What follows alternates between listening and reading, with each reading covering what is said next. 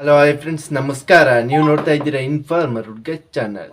ಇವತ್ತು ನಾನು ನಿಮಗೇನು ಹೇಳಕ್ ಬರ್ತೀನಿ ಅಂದರೆ, ಅನ್ನಭಾಗ್ಯ ಯೋಜನೆಯ ಫಲಾನುಭವಿಗಳಿಗೆ ಇವತ್ತೊಂದು ಗುಡ್ ನ್ಯೂಸ್ ಅಂತ ಸಿಕ್ಕಿದೆ. ಇವತ್ತಲ್ಲ, ಈ ಗುಡ್ ನ್ಯೂಸ್ ಸಿಕ್ಕಿ 2-3 ದಿನ ಆಯಿತು. ಆದರೆ ನನಗೆ ವಿಡಿಯೋ ಮಾಡೋಕ್ಕಾಗಿಲ್ಲ ಕಾರಣಾಂತರಗಳಿಂದ. ಇವತ್ತು ಮಾಡ್ತಾ ಇದ್ದೀನಿ ಫ್ರೆಂಡ್ಸ್. ಅದೇನು ಅಂತ ಹೇಳೋದಕ್ಕಿಂತ ಮುಂಚೆ ನೀವು ಇನ್ನೂ ನನ್ನ ಚಾನಲ್ಗೆ ಸಬ್ಸ್ಕ್ರೈಬ್ ಆಗಿಲ್ಲ ಪ್ಲೀಸ್ ಸಬ್ಸ್ಕ್ರೈಬ್ ಮಾಡಿ ನೋಡಿ ಫ್ರೆಂಡ್ಸ್. ಹಾಗೆ ಕೊನೆ ತನಕ ವಿಡಿಯೋ ನೋಡಿ, ನಿಮ್ಗೆ ಇಷ್ಟ ಆದರೆ ಮಾತ್ರ ಲೈಕ್ ಮಾಡಿ ಫ್ರೆಂಡ್ಸ್. ಹಾಗೆ ಸಬ್ಸ್ಕ್ರೈಬ್ ಆಗದೆ ಮಾತ್ರ ನೋಡಬೇಡಿ. 80% ಜನ ಸಬ್ಸ್ಕ್ರೈಬ್ ಆಗದೆ ನೋಡ್ತಾ ಇದ್ದೀರಾ. ಪ್ಲೀಸ್ ಸಬ್ಸ್ಕ್ರೈಬ್ ಮಾಡಿ ನೋಡಿ ಫ್ರೆಂಡ್ಸ್.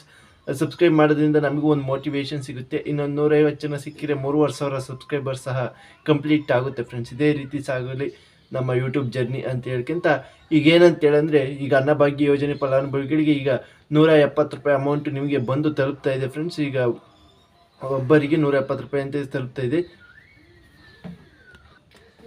ಇದೆ. ಆದರೆ ಇಷ್ಟು ದಿನದಿಂದ ಈಗ ಒಂದು ಗುಡ್ ನ್ಯೂಸ್ ಸಿಕ್ಕಿದೆ. ಏನಂದರೆ, KS ಮುನಿಯಪ್ಪನವರು ಆಹಾರ ಸಚಿವರು ಸಹ ಹೇಳಿದ್ದಾರೆ. ಏನಂತ ಹೇಳಂದರೆ, ನಾವು ಕೇಂದ್ರದ ಅವ್ರ ಹತ್ರ ಮಾತಾಡಿದ್ದೀವಿ, ಇನ್ನು ಮುಂದೆ ಅಕ್ಕಿ ಸಿಗುತ್ತೆ ಅಂತ ಹೇಳಿದ್ದಾರೆ.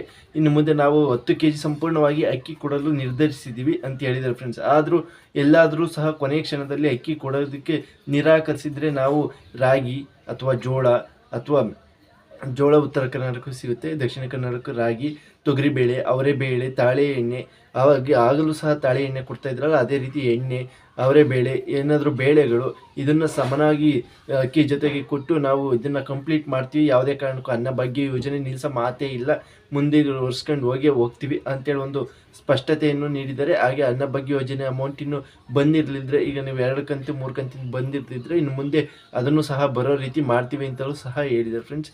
ಇದು ನಿಮಗೆ ಒಂದು ಇನ್ಫಾರ್ಮೇಟಿವ್ ವಿಡಿಯೋ, ಹಾಗೆ ಪುಟ್ಟ ವಿಡಿಯೋ ಇಷ್ಟ ಆಗಿದ್ರೆ ಲೈಕ್ ಮಾಡಿ friends. Thank you for watching.